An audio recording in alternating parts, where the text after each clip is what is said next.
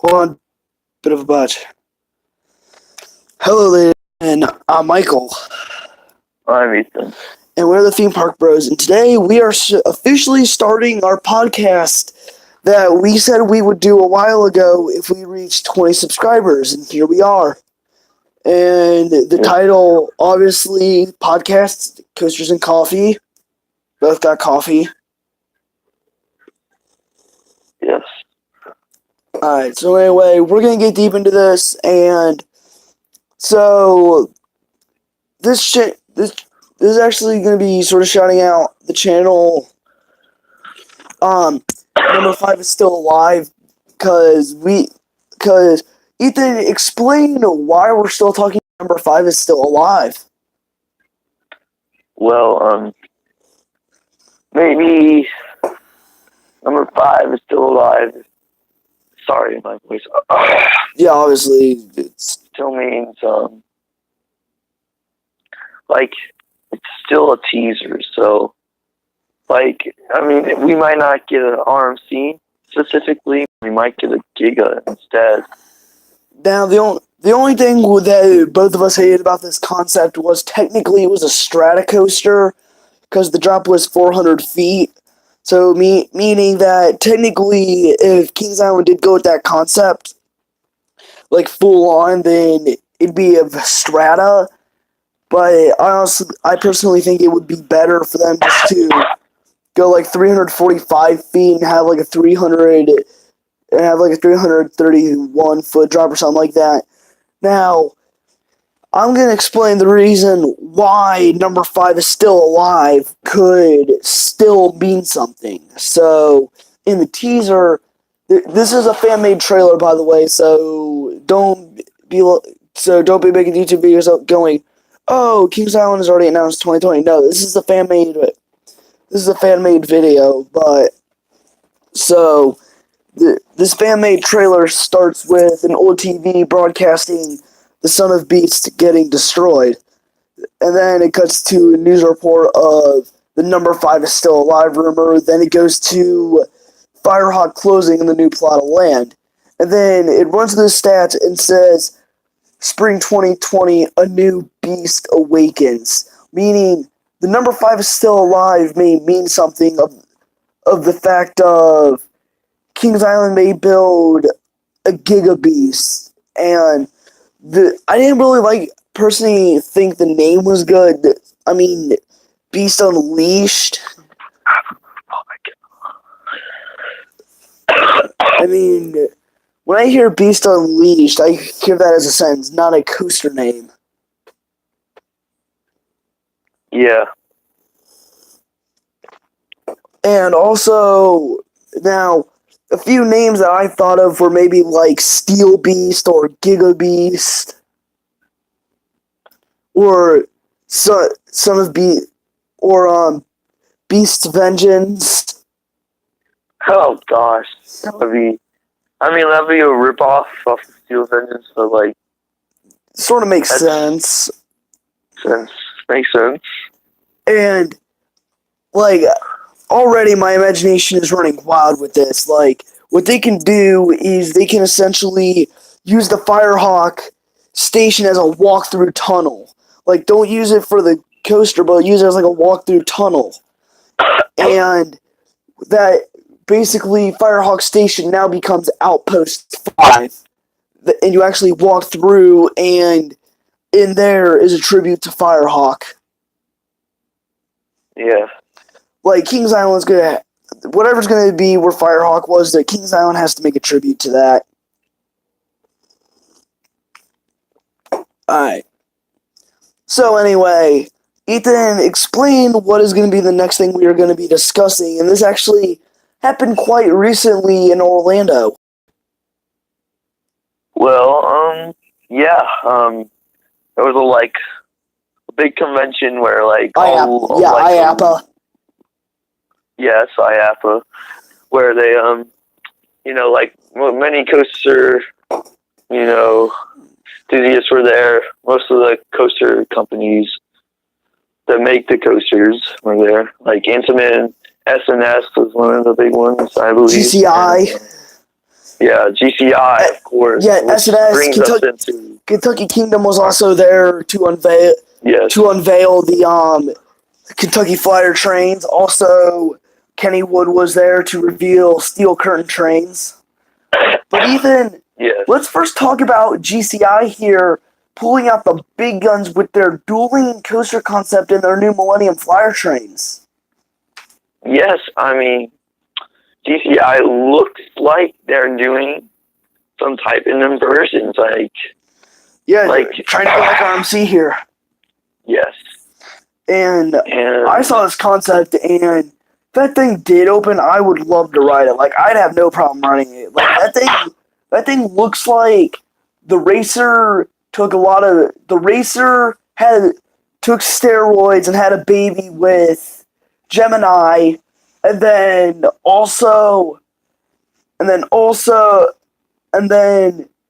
they also had another baby, and then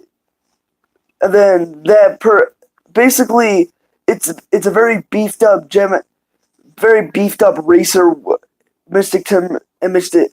It's basically a combination of the racer and Mystic Timbers, but beefed up and with inversions. yeah. And yeah, Plus it because mom. No. Because you didn't. Sorry. Because you didn't. Mention this, but they said about the trains that for this new coaster model that they can launch, and yeah, they could maybe make it launched. yeah, like it would be a cool racer, you know what I mean? Yeah, maybe DCI can actually make a launched wooden coaster. But also, so train revealing for Steel Curtain, which, by the way, before I get into more IAPA stuff, all our credit for the IAPA information we got is to Theme Park Crazy. Go subscribe to his channel. He makes really good content, and that's where we get most of the information from coaster things that we don't know yet. Like, that's where we got more, like our potential Son of Beast revival video. We got some information from him, so go subscribe to him. He just does good content. But anyway, so the Steel Curtain trains were announced, and many people are surprised about one thing, and that's that Steel Curtain actually has lap bars, so you'll actually get airtime. Yes, I mean, even though it's a 9 inversion thing, it has lap bars, and which I mean, there's gonna be a lot of airtime. You know what I mean? Also, when you get a coaster, you sort of want to get a coaster that's not too intimidating, but intimidating. And if the GP knows that there's lap bars, they're going to immediately fear the ride. Yes. And I mean, RMC has lap bars and inversions, and they're perfectly fine. It's because the type of restraints are meant to like lock you in. Yeah. And so Ethan, run us down on what the train looks like, and there's some meaning on the front of the train. Yes. Well, on the front of the train, it has the number 33, which stands for 1933, because since this new coaster is going to be themed after the Steelers, that was when they established 1933, and and it has a Steelers logo on it, and the seats are just like a brown, but like they're like a football. Which I think that's one of the coolest parts. I mean, yeah, I do sort of wish that the seats were jersey numbers of current Steeler members. Like you you have like there's a seat that's 84, and on the seat backs it has their like, so basically the front has has the jersey number, but the seat back actually shows like the last name. Like if you're sitting behind seat number 7, it says the back part of the seat says Roethlisberger 7. Yeah. That's But cool. still cool. Yeah. I like how the train is more black. Like the train has more black in it. Yeah. And Overall, it's pretty cool. also, Gravity Group was there, and they revealed the trains for Kentucky Kingdom. And I gotta say, I got a feeling that even though it's meant for little kids, there are going to be some older people that get a kick out of this, because the whole reason because it has so much airtime to make it like you're flying, and even the front front of the train is themed to a propeller jet. Yeah. And if you've been living under a rock and didn't know, the state of Kentucky did allow Kentucky Kingdom to build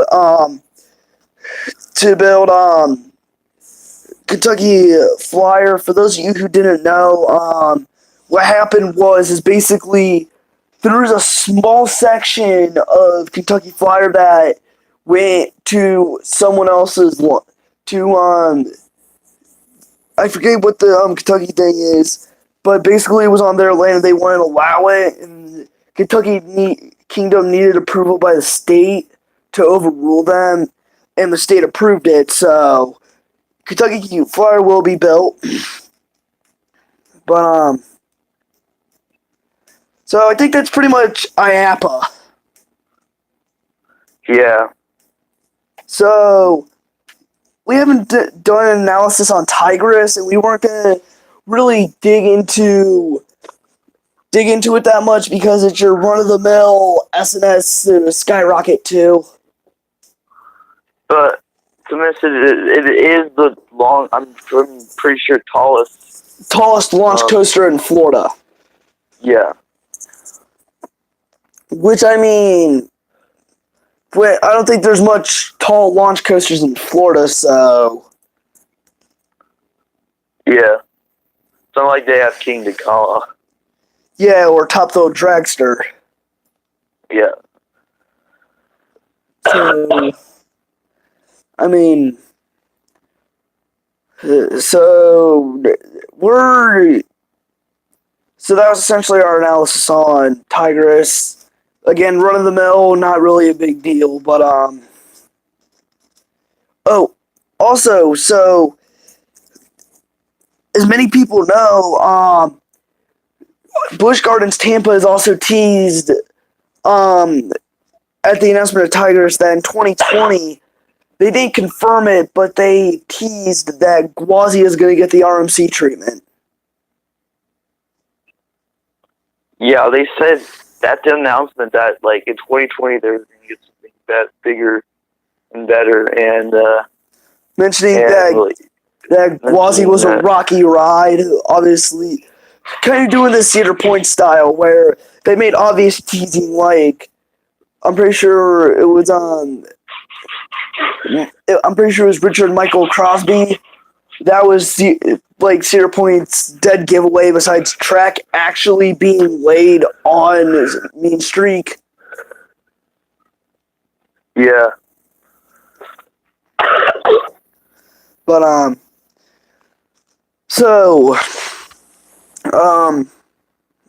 actually think you and me should talk about kind of how it feels to ride Steel Vengeance, like what to expect. So me and Ethan sort of got a different view when we went because we had Fastlane. So, but throughout the queue, there's this loosely themed backstory to the characters and how they form together.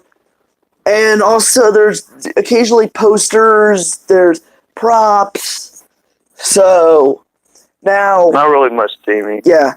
But the station is one of the coolest parts because, now, just so you know, Steel Vengeance is one of those rides where the employees tell you to not pull down your lap bar and they will do it for you.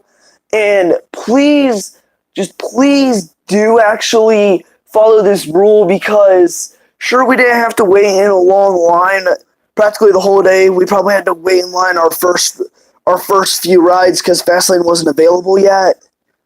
And honestly, just for the sake of people, please don't do that because Cedar Point's goal is to be pumping the coasters as fast as possible so they can get more riders in and keep the line moving. So please, actually, they have it for a reason. And also, so when you enter the station, it's essentially the old Main Street station, but no bins, unfortunately. But so you go in, and these are the new RMC trains, and the trains look fabulous, by the way. And so you can start running down what you think about the station now, since I've been blabbing a bit. Yeah, I mean, it's a pretty good station. I mean, has that Western feel because it's in Frontier Town. Yep. I mean, And so when you take your seat, sometimes you'll get assigned a seat, sometimes you'll get picked a seat. I'm pretty sure we got to pick our seat like once. Yeah. But either way, it doesn't really matter what seat you're sitting in. You're going to get loads of airtime, but you'll get the most airtime in the back. like, okay, I have to say this off the record, but like, best night ride, like second best for night ride Yes. ever is Steel Vengeance in the back at night. Yeah, Steel Vengeance, very backseat night ride. And it's second because it is never going to top a front seat ride on the Beast at night.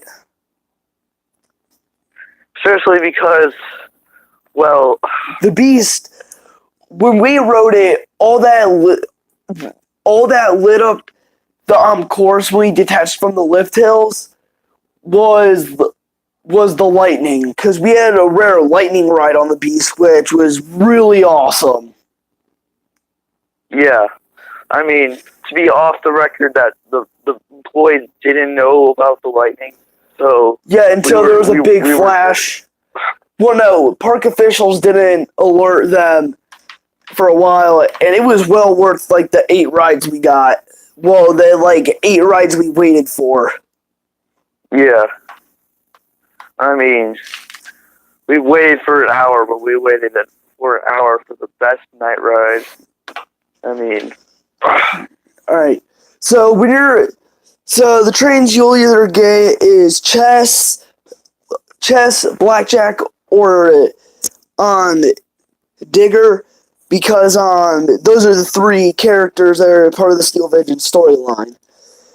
So you'll depart from the station, you'll go through a small section of straight track, then you'll take a right-hand turn into a few bunny hills, which I was surprised actually gave airtime. Yeah. Like, I honestly expected that to be like the Mystic Timbers Hills. Yeah, I mean, I was like, whoa, that was a big surprise. And it was like... And also, so you'll hit the lift hill, and you don't really want to talk to your friend when you hit the lift hill, because it is extremely loud. Like, even when we were in the line, when we were sort of close to the lift, it was kind of hard to hear what we were saying, so we kind of had to shout over each other what we were saying. Yeah. I mean, the only defect of the whole ride, because, that ride's just so good. Yeah, except for the chainless, which is, very nitty-picky, Okay, but it's a small detail, it doesn't ruin the entire ride, because, trust me, it is the most phenomenal ride on Earth, even though Google Maps needs to correct something here because they have it as Steel Revenge, Yeah. which hopefully Steel Revenge. they'll fix it because I left a review on Steel Vengeance and I said the coaster is the best in the world, but it's called Steel Vengeance, not Steel Revenge. Yeah. And what's worse is there's even pictures of the sign that says Steel Vengeance. Mhm. Alright. So, after that, you'll just go through an airtime packed hill. Now, by far, I think my favorite part of the entire ride was that wave turn. Like, that wave turn that was, like, good, had that pop of airtime. That was, like, whew. Yeah, that was like, I mean, like, what a remarkable ride. I know, like, because you get that floating feeling when you go over, and then you get whipped over it. And yeah, so, Ethan, do you think we should go? Do you think we should run through our day at Cedar Point, like ride wise? Yeah, I mean, All right, we have this time. We should do it. all right. So our day This will start. be our. This is our timeline on the rides we rode at Cedar Point, step by step. Like this is literally in chronological order. So our first ride of the day was Maverick, and we actually didn't get much early rides because we wanted to chill in Frontier Town to either ride Steel Vengeance or Maverick. Steel Vengeance was down, and Maverick was still testing, but we got on Maverick first because it opened the quickest. And man, oh man, were we psyched! Like we were amped up, we're ready to go. We launch and meet, and we're just going like, yeah! Yeah. Dude, that Definitely by rush of one of the best rides. that rush of adrenaline that I had, like that like above 90-degree jump. It's like, oh, that is expect it. that is some of the craziest airtime I've ever felt. Cause Yeah. I'm used to airtime where I just go up. I literally went up and pressed forward against my restraint, but it was very fun. Like, whew. And then yeah, we got into the tunnel and we launched in. We were acting the same way as we were on the launched hill. We got off and we were like, whew, that was awesome. Yeah. So the next ride, I'm pretty sure we rode Maverick a few times, I think. Like before moving on. And then I'm pretty sure that's when we got to Steel Vengeance. Yeah.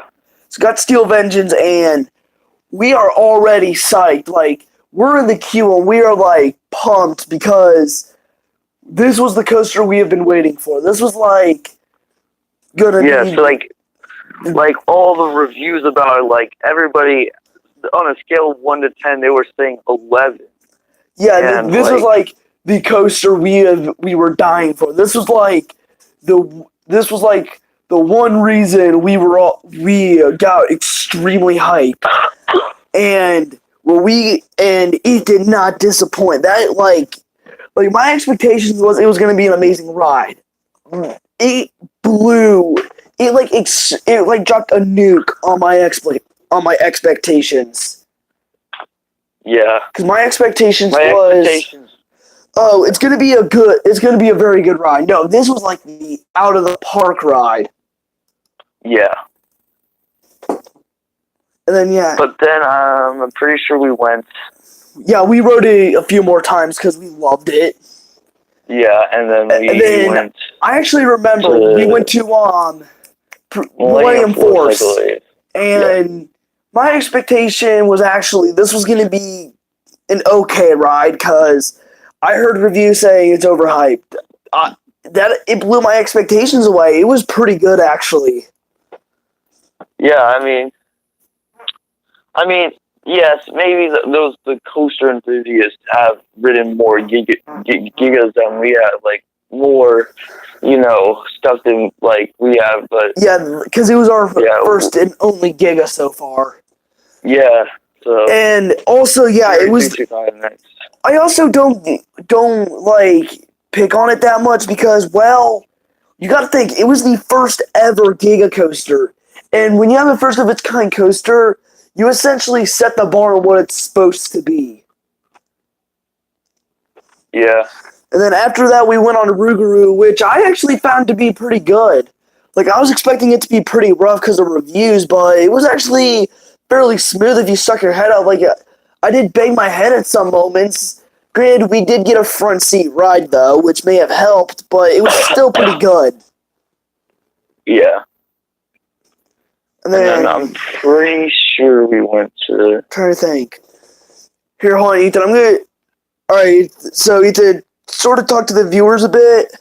Even though we got none, just sort of talk. I'm going to go get my map to try to figure out where we were. Yes, and... Well, mainly, I'm pretty sure, again, Cedar Point was really good. I hope all you guys can go there. I mean, I'm pretty sure the next time we went, nothing like I'm pretty sure the next ride we went on was probably Valravn, if I'm not mistaken. But let's see what Michael thinks. Maybe, but I haven't seen the map in a while, so I'm pretty sure we did the closest thing that was, except for Iron Dragon and stuff. Alright, so I'm back. I'm basically trying to figure out where we were, what ride we did after Millennium Force based on the map. So we were at Millennium Force. Well, no, we were at Rougarou, finished that. I think we did one more ride on Millennium Force, actually. Yeah. Yeah, we did one more ride on Millennium Force. Then I'm pretty sure we tried heading to... No, I'm pretty... Alright, I actually remember. So, after our second ride on Millennium Force, we went to Raptor. Because I'm pretty sure, it was right there. No, that wasn't it. We rode Valravn before we rode Raptor. Oh, yeah.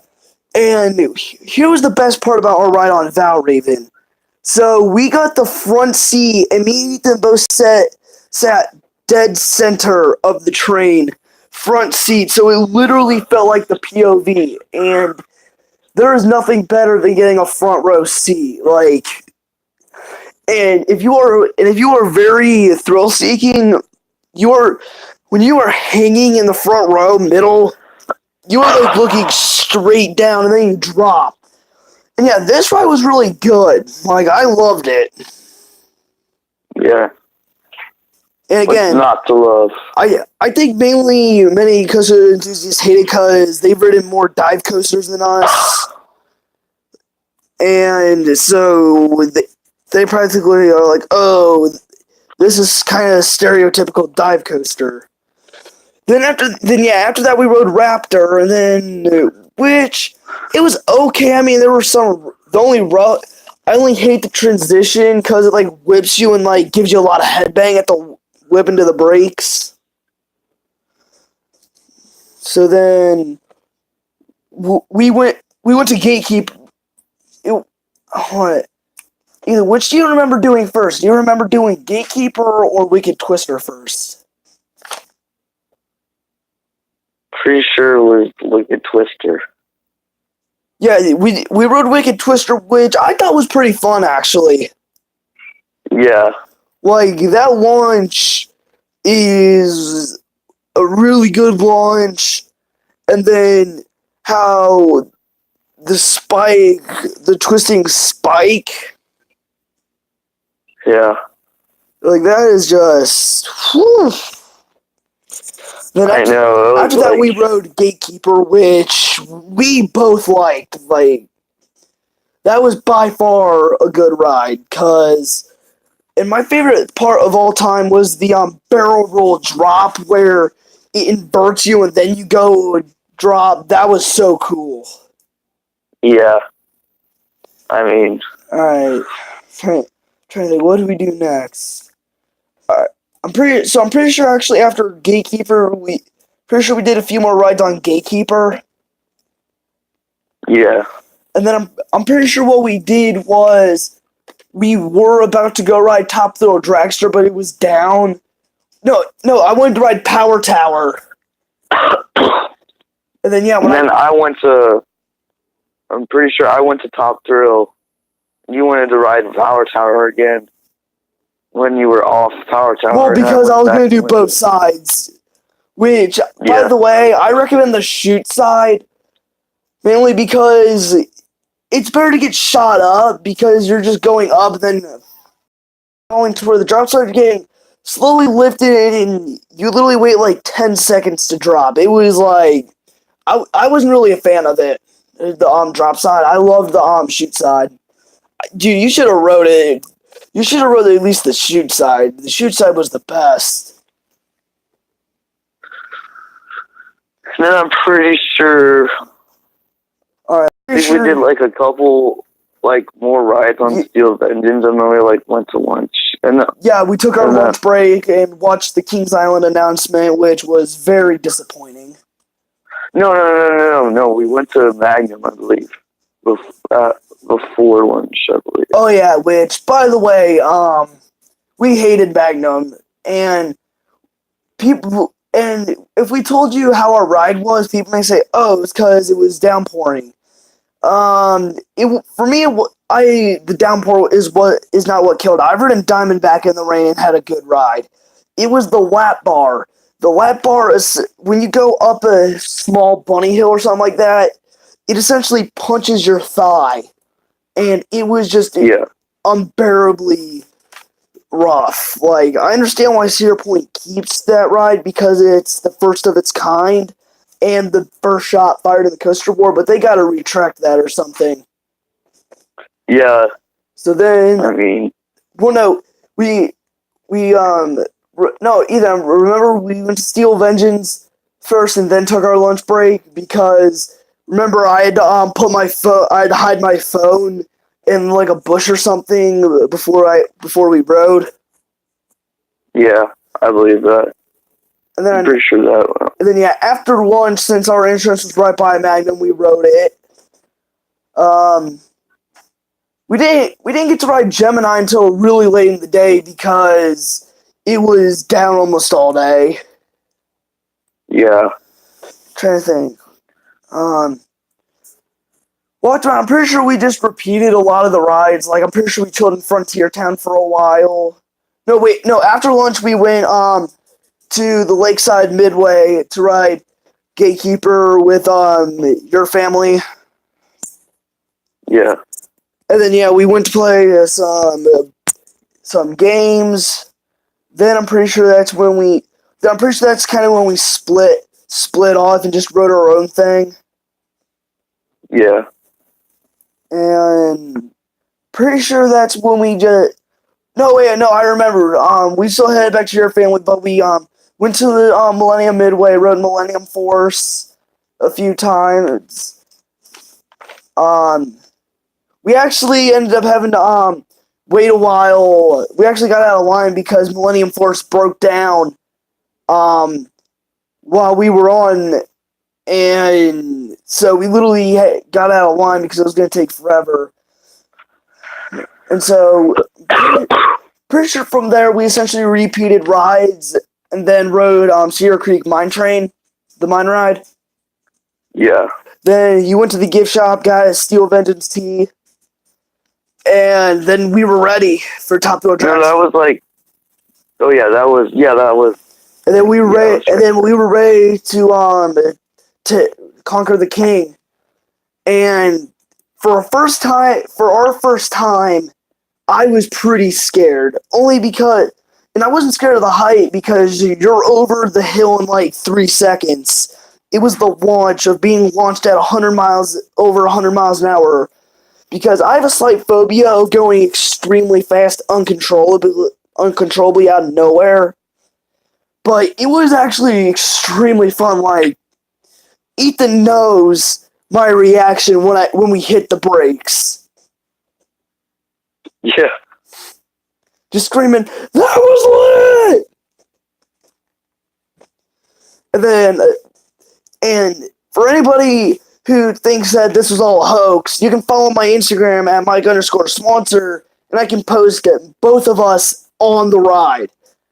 Like, because we took a picture in front of the exit sign where it has the dragster, which people can say, oh, you were just posing, but we actually have an actual photograph of us on the ride, so you can't say that we didn't do that.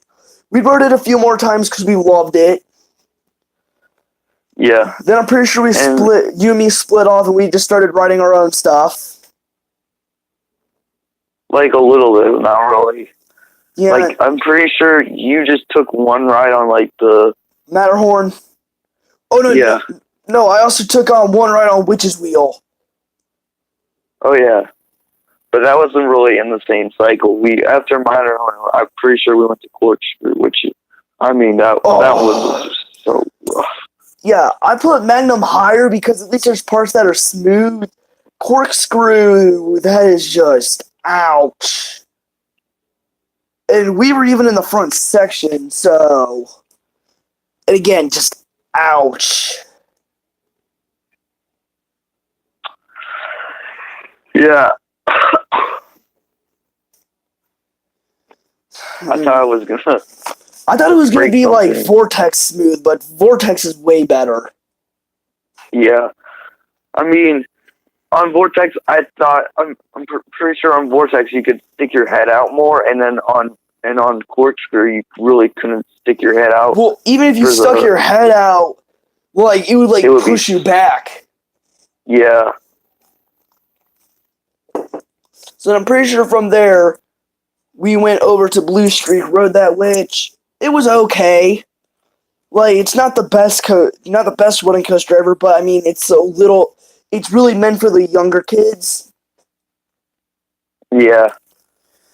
Pretty sure from there we just essentially we were about to go to Iron Dragon, but it was going to reopen at 7 for VR rides, which we did.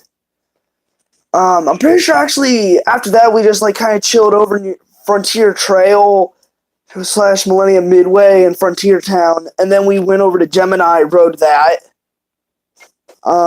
Yeah, then that was a good one. Oh no, and then that's when we rode the Cedar Creek Mine Ride, because we were getting the other coasters we were missing.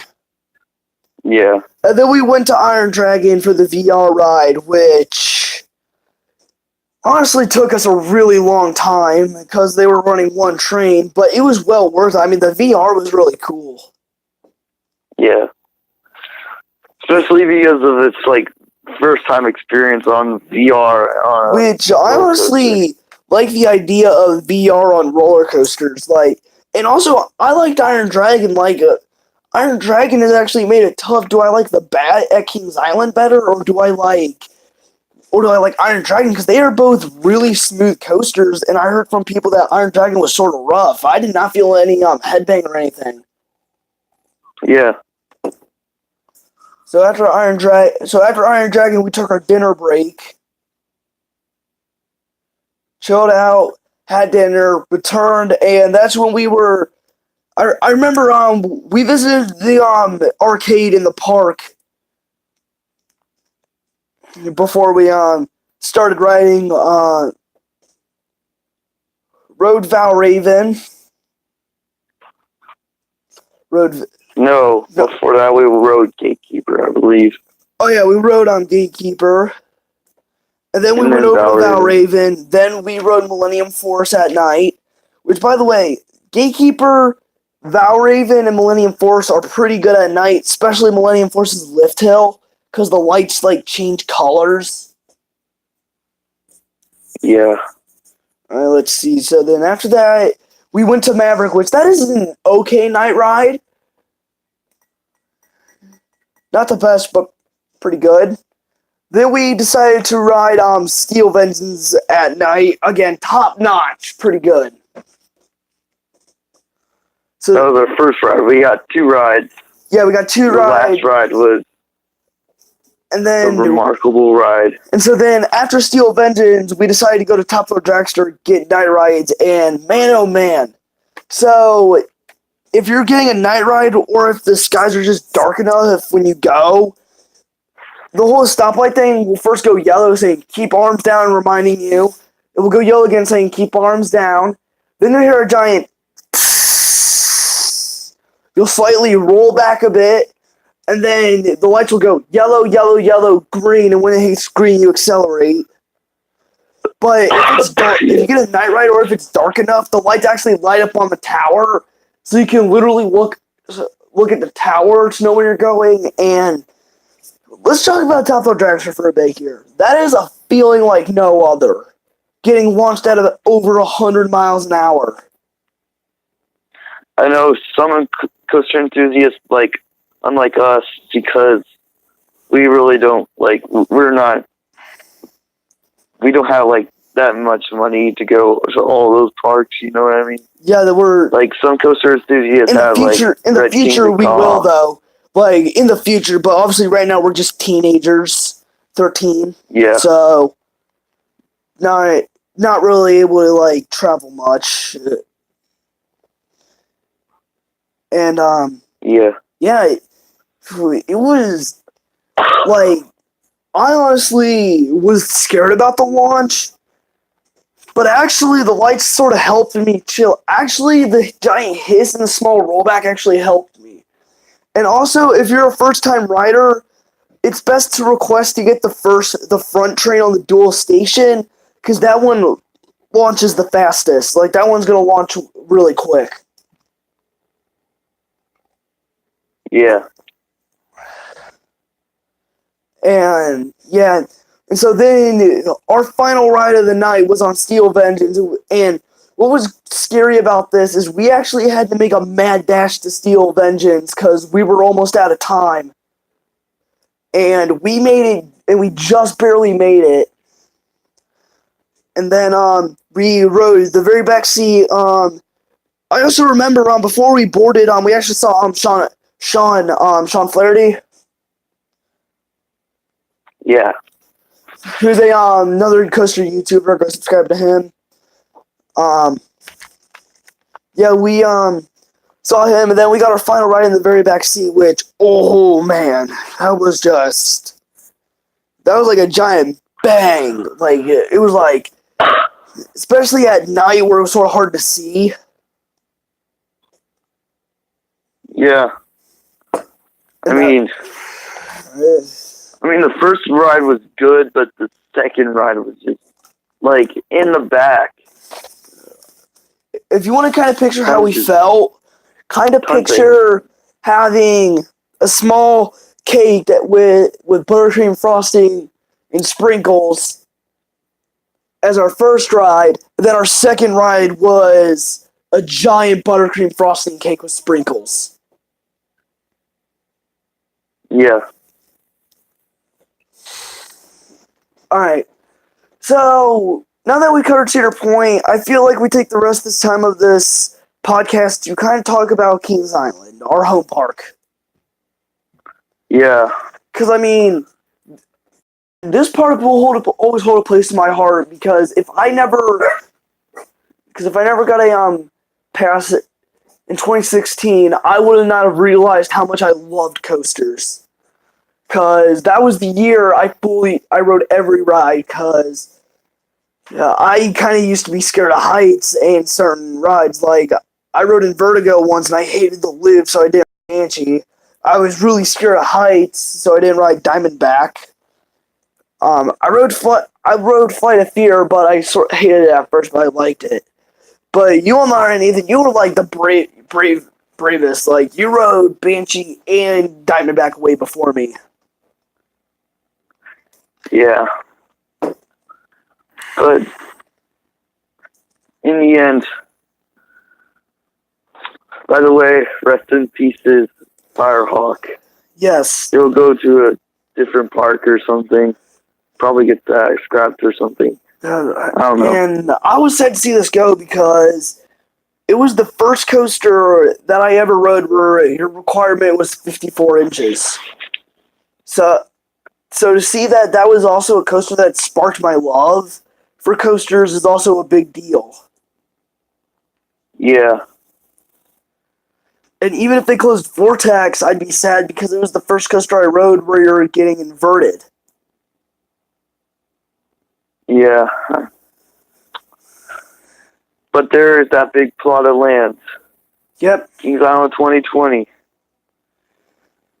And It's probably going to be some actually, type of fire. You can go look at it.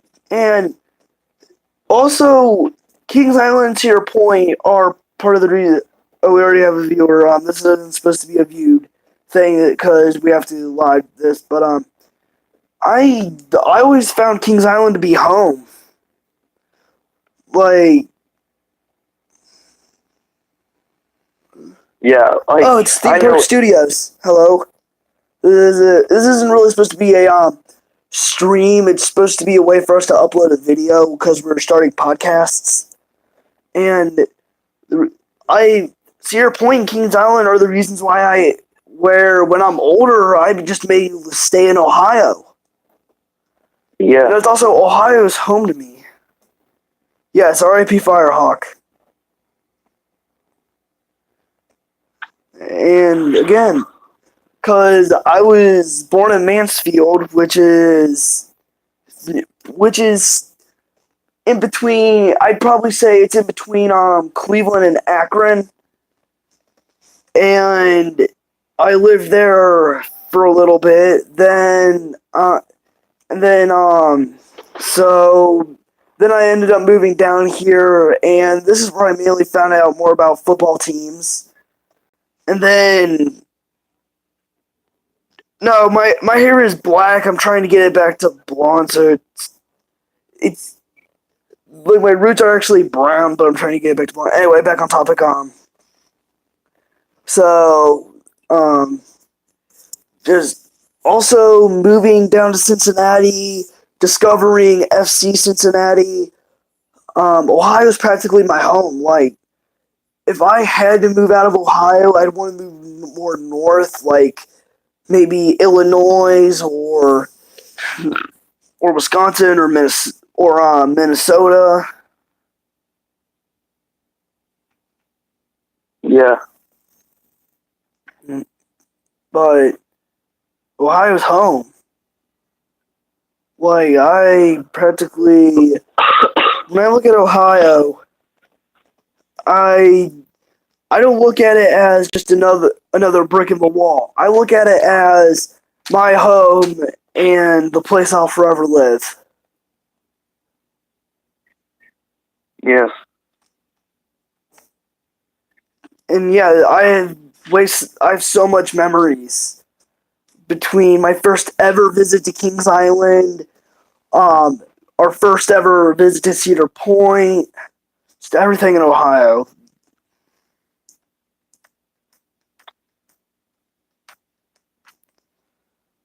And Yeah. like I don't know, like if I stay in Ohio, I don't know where I'm gonna live because I most likely may stay in Cincinnati because of FC Cincinnati, but I may want to move somewhere like Columbus so that way I'm within equal distance of both Cedar Point and Kings Island.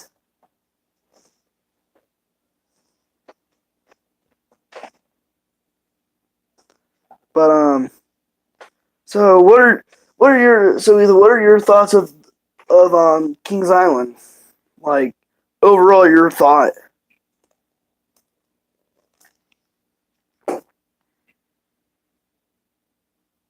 Ethan? Yeah. Just overall, what is your thought about Kings Island? Like, how do you look at Kings Island? I think. Yeah. It's my home park. It will be my home park for years to come. Same.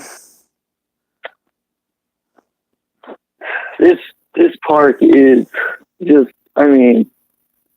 And then I'm hoping to keep this channel going even when we're adults. Yes.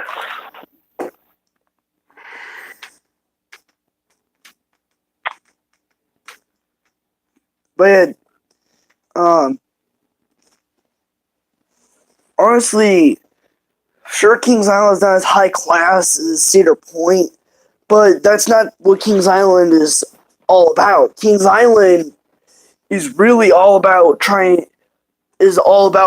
being the premier theme park of Cincinnati, which it does a really good job at. I mean, there's a lot of times where I went to Kings Island many days and it was like packed because it's really known to the locals.